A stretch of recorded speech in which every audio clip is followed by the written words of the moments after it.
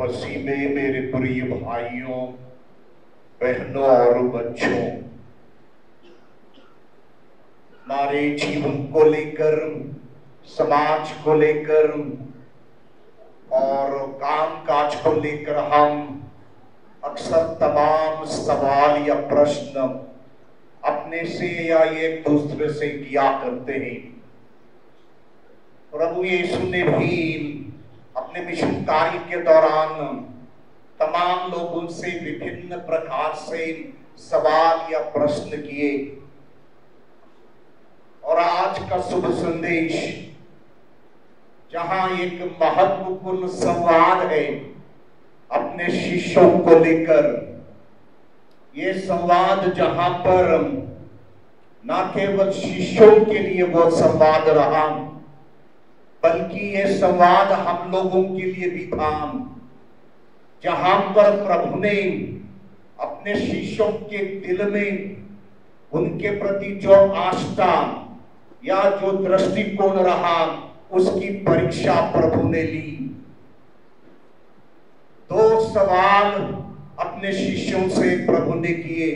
पहला, लोग मुझे कौन मानते हैं, क्या समझते हैं, उनके दिल और दिमाग में मेरे प्रति क्या अभिप्राय है। दूसरा प्रश्न जो कि शिष्यों के लिए अधिक व्यक्तिगत रहा, तुम लोग मुझे कौन मानते हो, मैं कौन हूं तुम लोगों के लिए।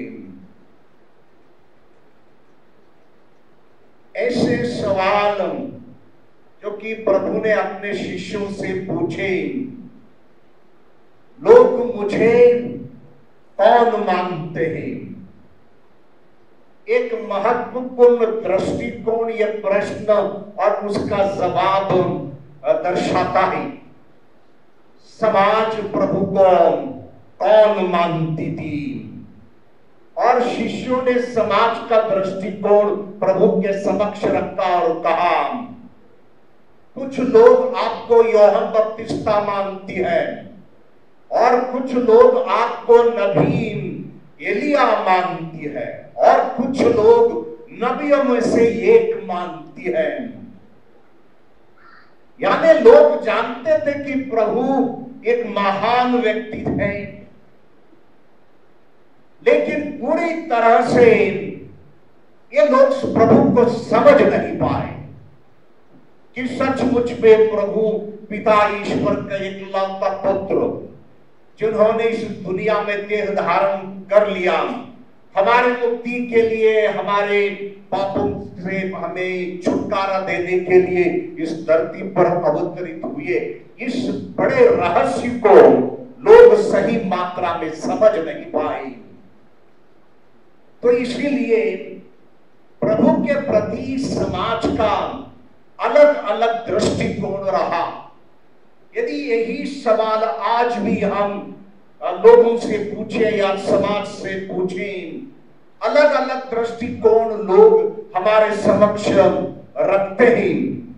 कहते हैं कि प्रभु एक अच्छे गुरु हैं, एक अच्छे नैतिक शिक्षक हैं, एक आध्यात्मिक नेता हैं, विभिन्न प्रकार की एक छवि या एक आइडेंटिटी प्रभु की जैसे कि लोग समझ पाते हो, उस दृष्टिकोण से प्रभु को देखते हैं।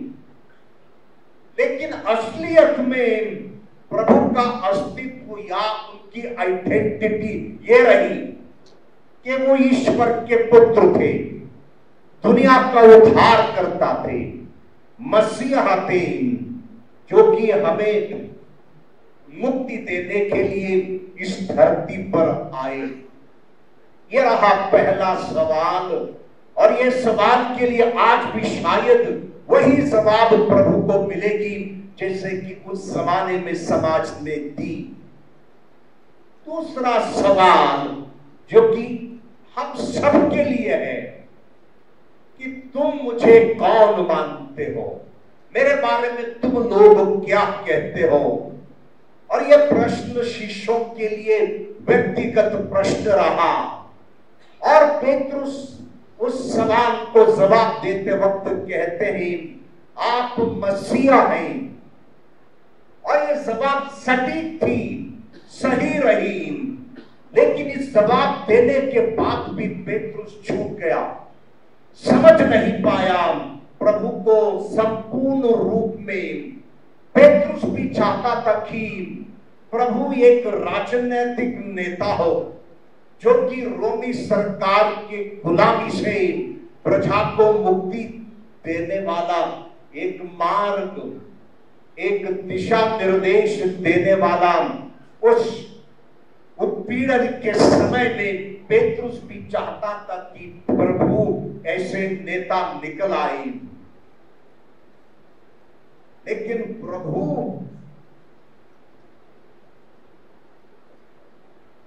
पेट्रुस को अपना सही आइडेंटिटी, सही अस्तित्व समझाते हैं कि उन्हें यरूशलेम जाना होगा, वहां वे अधिकारियों के हवाले कर दिए जाएंगे, उनको बहुत ही सताया जाएगा, उन्हें मार डालेंगे।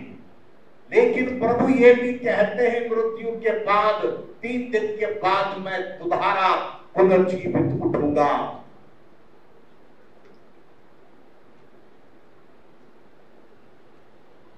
यदि प्रभु हम लोगों से सवाल आज के दिन ये करते हैं कि आपको मैं कौन हूं, प्रभु हम लोगों के लिए कौन है, क्या हम आत्मत्याग करने के लिए तैयार हैं? क्योंकि प्रभु ने शिष्यों को क्रूस और पुनरुत्थान का मार्ग की परिचय दी। मानव पुत्र को बहुत ही दुख उठाना होगा, प्रधान याजकों के समक्ष उन्हें खड़ा कर दिया जाएगा और शास्त्रियों के बीच वे ठुकराए जाएंगे, मारा जाएंगे और तीसरे दिन पुनर्जीवित किया जाएगा। जब पेट्रुस सही रूप से प्रभु को समझ नहीं पाया, पेट्रुस ने जब प्रभु की आइडेंटिटी को सुना, पेट्रुस कहता है प्रभु ऐसे आपके साथ ना हो पाए। तो प्रभु पेट्रुस को शैतान कहते हैं, शैतान मेरे सामने से हट जा, क्योंकि तू ईश्वर की नहीं लेकिन मनुष्य के विचारों के साथ ये सवाल, ये जवाब या ये रोक जो है मिशन के प्रति तुम समझाते हो, ये शैतान का कार्य है। और पेट्रुस को ये बहुत ही बड़ी चेतावनी रही, क्योंकि जब प्रभु अपना मार्ग को समझा रहे थे पेट्रुस ने यह कोशिश की प्रभु को रोकने के लिए। हम लोग भी प्रभु को जानते हैं, लेकिन यदि प्रभु हमसे सवाल करेंगे कि मैं आपके लिए कौन हूं, हो सकता है हमारे समस्याओं को हल करने वाला एक वैद्य, हो सकता है बार बार हमारे दुआओं को सुनने वाला एक गुरु, हो सकता है कि हमारे समाज को या हमारे जीवन को दिशा निर्देश देने वाला एक उद्धारकर्ता। लेकिन प्रभु अपने शिष्यों से ये चाहते हैं कि बहुत कुछ जीवन में हमें नकारना होगा। यदि क्रूस को हमें गले लगाना है, तमाम कुर्बानियों को हमें अपनाना होगा।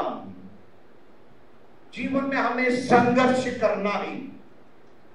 काफी संबंधों को लेकर कठिनाइयों का हम लोग महसूस करते हैं। आर्थिक संघर्ष हमारे समक्ष खड़े होते हैं। लेकिन इस परिस्थिति में क्या हम आत्मत्याग करके उस प्रभु को, जैसे कि बाद में पेट्रुस ने अपनाया कि हम अपनाने को तैयार ही।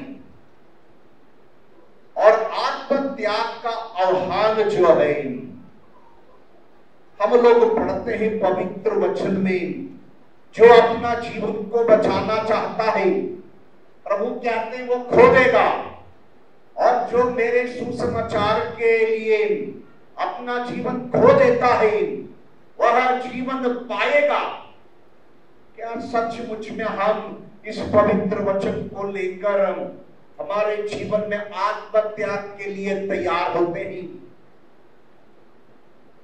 हमारा जीवन आधुनिक समाज में अधिकार के लिए, धन संपत्ति कमाने के लिए या जीवन में सुखी रहने के लिए हम लोग बहुत ही प्रयास करते हैं, लेकिन इन प्रयासों के बीच प्रभु का चुनौती यह है, जो अपना जीवन बचाना चाहता है वो खो देगा, और जो सुसमाचार के लिए अपना जीवन बिताता है या खो देता है वह जीवन पाएगा। इसलिए सवाल यह होगा, क्या हम अपने दैनिक क्रूस को उठाने के लिए, उसे गले लगाकर प्रभु का पीछा करने के लिए हम तैयार हैं? एक बड़ा सवाल के लिए जवाब आज के दिन हमें ढूंढना होगा। दूसरे महायुद्ध के दौरान पोलैंड में जो कंसंट्रेशन कैंप रहा, वहां तमाम लोगों को बंदीगृह में डाल दिया गया था, और वहां से एक कैदी जब फरार हुआ तो 10 लोगों पर उनको कत्ल करने के लिए आदेश सरकार ने दिया कि उनको मार दिया जाए। एक फरार हुआ तो 10 लोगों को मार दिया जाए। तो उस वक्त उन 10 लोगों में से एक कैदी अपने अधिकारी से भीख मांगने लगा, मेरे पास परिवार है, पत्नी है, बच्चे हैं, मुझे नहीं मारना, मुझे क्षमा करना। तो उस वक्त एक पुरोहित जो कि वहां पर खड़ा था, वो सामने आकर उस अधिकारी से कहता है कि मैं इस व्यक्ति के लिए मरने को तैयार हूं, मैं इस व्यक्ति के लिए मरने को तैयार हूं। और जब अधिकारी ने उससे सवाल किया तुम कौन हो, और उसका जवाब रहा I am a Catholic priest, मैं एक कैथोलिक पुरोहित हूं। उस परिस्थिति में से मैक्सिमिलियन कोल्बे ने खड़े होकर उस अधिकारी के समक्ष ये कहा I am a Catholic priest. धैर्य के साथ, हिम्मत के साथ अपनी आइडेंटिटी को उसके समक्ष रख पाया और कुर्बान कर दिया अपना जीवन को दूसरे व्यक्ति के छुटकारा के लिए। यानी जब प्रभु हम लोग उनसे पूछते हैं मैं तुम्हारे लिए कौन हूं, क्या हम मैक्सिमिलियन कोल्बे के समान अपना उस क्रूस को गले लगाना चाहते हैं जहां हम लोग आत्महत्या करने के लिए तैयार हो? तो इसलिए हमारे जीवन में एक निष्कर्ष हमें पाना है। जब प्रभु हम लोगों से ये सवाल कर लेते तुम मुझे कौन मानते हो, मैं तुम लोगों के लिए कौन हूं, क्या हम उस प्रभु को साक्षी देने के लिए तैयार होते हैं? अपने परिवार में, अपने समाज में जब हमारे प्रति तमाम सवाल लोग खड़े कर देते हैं, क्या मैं ये कह सकता हूं सचमुच में कि मैं प्रभु का शिष्य हूं, अनुयायी हूं, कि प्रभु यीशु मसीह को मैं अपना उद्धारकर्ता मानता हूं? बपतिस्मा पाने से, दृढ़ीकरण पाने से या कुछ धर्मी होने से हम प्रभु को नहीं पहचानते। शायद जानते होंगे हम लोग प्रभु के बारे में, इंफॉर्मेशन तो शायद हम लोग उनके पास होगा शुभ समाचार को लेकर या प्रभु को लेकर, लेकिन उसको गवाही देने के लिए शायद वो धैर्य साहस हम लोगों के पास इसलिए नहीं है क्योंकि उन शिष्यों के समान, उस समाज के समान हम भी अभी भी शायद प्रभु से पूर्ण रूप से परिचित नहीं है। उसको जवाब देने के लिए जब प्रभु हमसे पूछेगा मैं तुम लोगों के लिए कौन हूं, आज के पूरे दिन हम लोग इस सवाल पर जरा सा मनन चिंतन करें। यदि मेरा बेटा या बेटी मुझसे ये सवाल करेगा या करेगी, प्रभु आप लोगों के लिए कौन है, आपका जवाब क्या होगा? हमारे बच्चे यदि कोई दूसरे बच्चे इन लोगों से सवाल करेंगे प्रभु यीशु आपके लिए कौन है, हमारे बच्चों का जवाब उन बच्चों के लिए क्या होगी? सबसे बड़ी जवाब जो है माता मरियम देती है। इसलिए संत यूहन्ना का 19वां अध्याय में हम लोग पढ़ते हैं जब प्रभु क्रूसित हुए उस कठोर मृत्यु के दौरान वो मां क्रूस के तले खड़ी रही, मृत्यु के बाद भी उस क्रूस से अपने पुत्र के पार्थिव शरीर को अपने गोद में उन्होंने संभाला और प्रभु का दफनाने के वक्त वहां पर खड़ी रही। पुनरुत्थान के बाद भी ये मां शिष्यों को अपना साथ देकर प्रभु के लिए गवाही रही। शायद प्रारंभिक कलीसिया के लिए ये मां ने सुसमाचार का प्रचार किया है, गवाही की है जिस पुत्र को उन्होंने जन्म दिया, जिसकी जननी रही, उन्होंने गवाही दी है कि उस पुत्र के कुर्बानी के दौरान इस मां ने उनका साथ दिया। तो इसलिए आज के दिन हम लोग संतप्त धन्य कुंवारी माता मरियम का त्योहार मनाते हैं और हमारे कलोसियन धर्म बहनें दुखी मां को, माता मरियम को, संतप्त माता मरियम को अपना संरक्षिका मानते हैं और उनके जीवन के पदचिन्हों पर चलने का संकल्प, दृढ़ निर्णय हमारे धर्म बहनों ने जब अपने आप को उन्होंने प्रभु के और मसीहा की कलीसिया के लिए समर्पित किया, उस जीवन को जीने के लिए कोशिश करते हैं। आप लोगों से एक सवाल है कि कितने लोग प्रभु से अनुग्रहित होना चाहते हैं? हाथ उठाइएगा। कितने लोग प्रभु से अनुग्रहित होना चाहते हैं? लोगों के पास हाथ भी नहीं है, विश्वास भी नहीं है। कितने लोग प्रभु से अनुग्रहित होना चाहते हैं? हाथ उठाइए। बहुत लोग शर्मिंदा है यहाँ पे कि प्रभु से अनुग्रहित नहीं होना चाहते, इसलिए हाथ नहीं उठाते। खड़े हो जाइएगा जो लोग प्रभु से अनुग्रहित होना चाहते हैं। कुछ लोग हिचकिचाते हुए खड़े हुए, कुछ लोगों ने अपना हाथ हिचकिचाते हुए उठा लिया। ये भी नहीं चाहते हैं कि प्रभु से आप लोग अनुग्रहित हो। और यही सवाल एक पुरोहित ने अपने पल्ली में लोगों से पूछा, सबों ने हाथ उठाया। यहाँ इस पल्ली में सब लोग हाथ भी उठाते थे। दूसरी बार उन्होंने सवाल किया कि कितने लोग प्रभु से अनुग्रहित होना चाहते हैं? पुरोहित तो उठाते भी नहीं हाथ। कितने लोग अपना प्रभु से अनुग्रहित होना चाहते हैं? दोबारा उन्होंने हाथ उठा लिया। उसके बाद पुरोहित ने उनको एक चित्र दिखाया पियता का। आप लोग जानते होंगे पियता, जहां पर माता मरियम अपने मृत पुत्र के शरीर को गोद में लिए एक बहुत ही गहरे सोच में उस मां को दर्शाया है। दुख, आनंद, सांत्वना, तसल्ली, शांति और विशेष रूप से दया की मूर्ति उस चित्र में दर्शाया है। पुरोहित ने जनता से कहा, यदि आप लोग अनुग्रहित होना चाहते हैं, इसके लिए भी तैयार हो जाओ।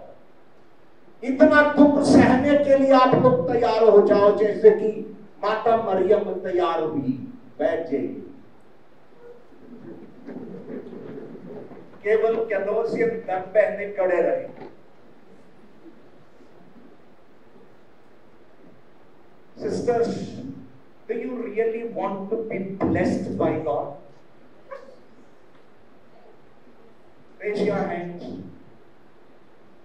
If you really want to be blessed by God, then you need to be the blessed mother for this world. आप लोगों को माता मरियम को अनुकरण करना है। जहां माता मरियम दुख सहते सहते प्रभु के लिए साक्ष्य दे पाए। You need to be the real पियता। तभी हम इस माता मरियम की संतप्त धन्य माता मरियम का इस त्योहार को मना पाते और प्रभु से अनुग्रहित होकर उस प्रभु के लिए हम लोग साक्ष्य दे पाते। सवाल यही होगा हम सबसे प्रभु का, आपके लिए मैं कौन हूं? आपके दिल में मेरी आइडेंटिटी क्या है? जनता यदि सवाल करेगी कि प्रभु यीशु आपके लिए कौन है, आपका जवाब क्या होगा?